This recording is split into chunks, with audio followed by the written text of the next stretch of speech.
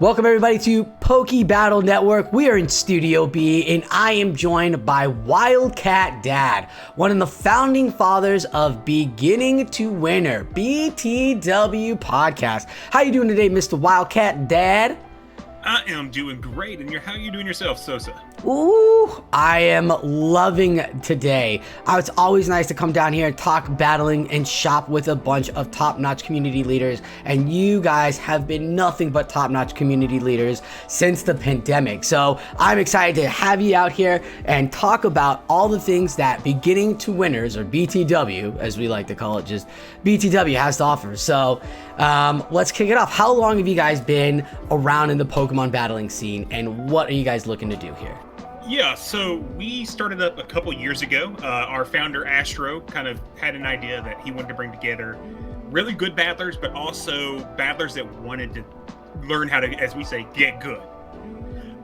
So we really focused on, exactly as our name said, going from beginner to winner. So we started up that podcast at that point, which was kind of peak pandemic times. So we all know how that went, which gave us a chance to bring together a couple different communities. So Astro and Dino are South Florida. Myself, I'm based out of Lexington, Kentucky. So we have huge communities in both those areas, as well as throughout the world at this point, which is awesome. So our primary goal is, no matter what your skill set is, what your goal is for battling, we want to help you meet those things. So we have battlers that have never hit ace before in our Discord, trying to learn how to get up to ace. We've have battlers like Lyles, who was number 2 on the leaderboard this season. And what's awesome about the BTW community that we don't see in a lot of other places, all those members are willing to help each other. Yeah. And it's always about sharing what teams you're learning, sharing what strategies, and helping each other really go from beginner to winner.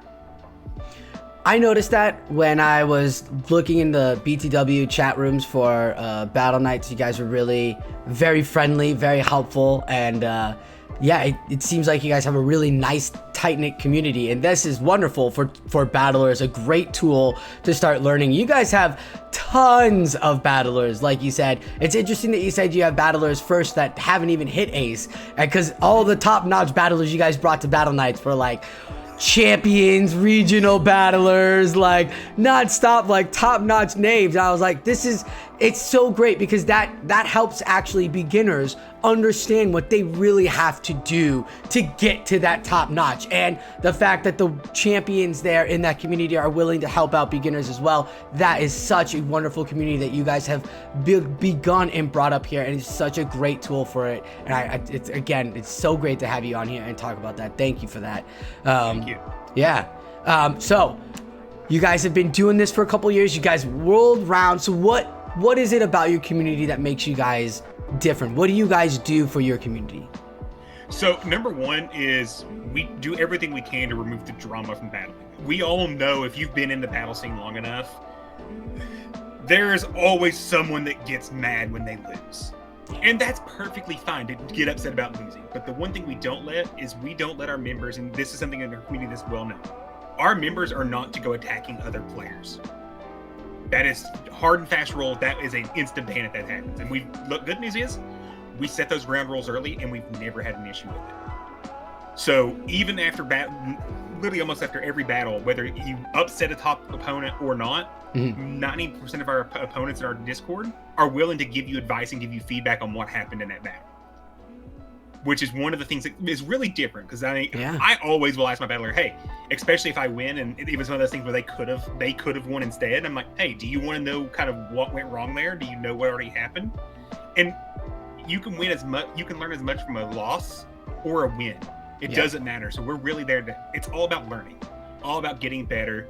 And that's kind of unique in the community, because so many other parts of the community are really, yes, they'll help you a little bit, but when it comes to over competitiveness, that kind of goes out the window, especially when you're looking at, self regionals or even regionals. We have Buckeye that's part of our community that is helping coach some of our members that, qualified for regionals. Guess what? He pressure tested his team as well as Khaleesi in our Discord channel with our own members. And he's now helping other members build their teams for the upcoming regionals. So it's a very collaborative space, which is always nice. That is wonderful. Yeah, you don't get to see a lot of that out there. It's very competitive. We saw it real early, you know, those early creators showing off amazing Pokemon and then going into tournaments and battlers doing the, you know, walling those amazing Pokemon that they were showing off. So it's great that you have the community that's working with everybody, even though, you know, that could beat them in the future. It's still better for them to go out there, because B.T.W is a great community area, but it's to go out there and fight it in the real world, in the Sylph regionals and in the Play Pokemon regionals as well. That's really great that you have that out there. It's wonderful. And it's really nice of you guys too, because we're all competitive. Battlers, we want to win. We want to win. That's the whole point of battling, is to win, to be the very best. But it's also a great aspect there is the community aspect of it. And as battlers, it's always great to have a fun rival. So it's wonderful that you guys are bringing that aspect and helping all the battlers that are joining the community to win as well. Because as a new battler, right now, if someone was to join right now, in a lot of communities, they would be totally overwhelmed and scared, because there's so many things that have just happened over there that a lot of us who have been involved in Sylph or whatever for so long know it. But you guys have a great community where those battlers can feel welcome, and I love that. And if you are a new battler and looking to join and wanting to learn about battling and different types of play styles and tournaments, and being able to talk to top tier analysts and battlers who can help you through your styles, B.T.W is the way to go. And you guys do host tournaments, yeah? We do host tournaments. We also, you know, talking about those new battlers, we kind of noticed and seen a void in the experience share of information. Go out and, as a new player, if someone came to you new and asked you, what is the basics of PvP, where would you send them to learn? PV Poke. Yeah, but that doesn't tell you, you know, what to battle? A charge move is, or how. Yeah, I would tell them to watch old Zionic, old Hero Veins, Team Rocket Academy. So we actually put together a YouTube series called our Getting Good series. Yeah. And it literally is taking you from, here's how to build a Pokemon, here's what a charge move is, here's the difference in turns. Ooh. All these terms that we talk every day that people may think is French to them, we're trying to kind of demystify those terms and those things. And so we put that together, and that now helps drive people to be able to come to our custom metas, which is something we take a lot of pride in. So for the last 2 years, in addition to running Sylph, in addition to running regional practice tournaments and all these other things that are already out there, nearly every single month, we come up with a custom meta. That's awesome. Some of those metas are locked behind our our paid wall Discord. Okay. And some of those metas, once every season, like our Somber Cup, was open to anyone that wanted to join for the month. So it gives you a chance for, even if you don't know if, you know, hey, I don't know if I want to be part of that community yet, you have that chance to kind of look at those tournaments and check out the community before you commit. Now, one of the things I love about our custom metas, they're developed by myself and our other Discord members. Folks like Seagull PvP, who you may know through Ghost Stadium, helps us develop these metas. So, and we do a lot of pressure testing on these metas to make sure they're not just weird lopsided metas that one Pokemon runs away with the entire thing. Let's take a look at one of the metas, because we have the upcoming meta coming up. So as you're talking about it, we could talk about what it comes up, like what it takes to come up with such a great, inspiring new meta. So give us the rundown of the meta, and then we can get into this Planetary Hero Cup you guys have created, which is awesome. I was sitting around one night and had the Captain Planet song stuck in my head for some reason. And then I was sitting there going, Earth, Fire, Wind. Wait a second, there's something here.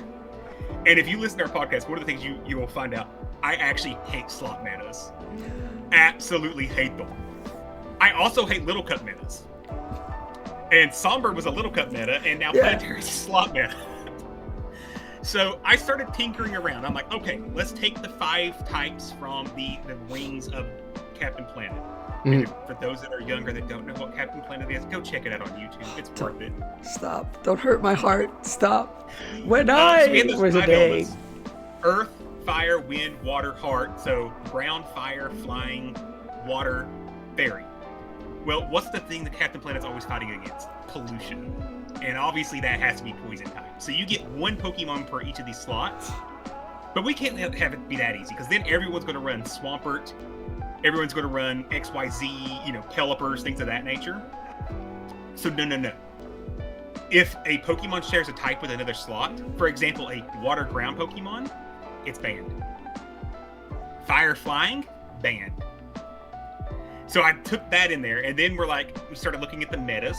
So all this is done via PvPoke. So you start simulating an initial idea, and then you start grinding away and taking things out of it. So next thing we noticed was, hey, shadows seem to be a little broken in this meta. They're really messing things up. Let's get those out of there. Of course, megas, we're never going to do a mega. Actually, we did do a mega a few series ago, but that's besides the point. Then we started looking at what Pokemon are overly good. So things like Skarmory, Altaria, Walrein, G-Fisk, Lantern, Cilio all turned out to be way too good. Then I looked at one that was in the top 20 of the rankings, Hisuian Sneasler.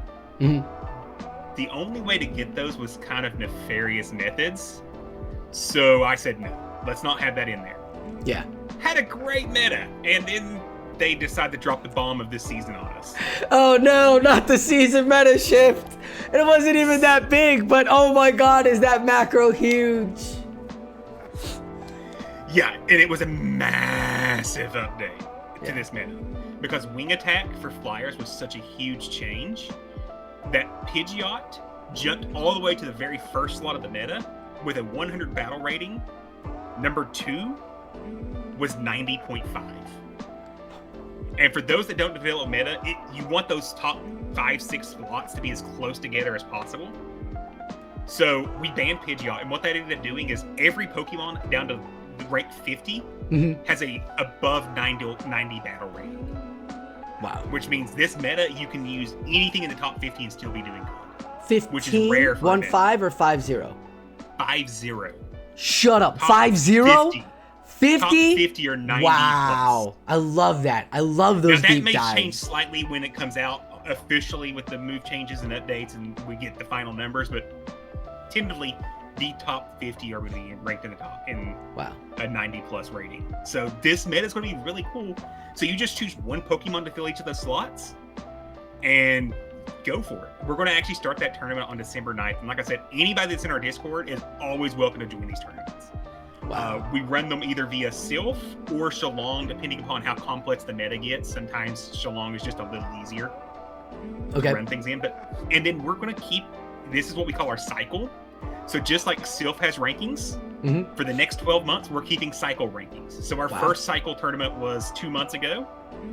We have our winner. We're keeping, they got 5 points for that win. We're going to keep going, and each time we'll update those rankings overall. Great. Are they coming to fight for a cup, a tournament at the end? What are we fighting for at the end here? We don't know that yet. So in addition to that, we also run other things. One of the things, if you listen to our show, Astro is a huge wrestling fan.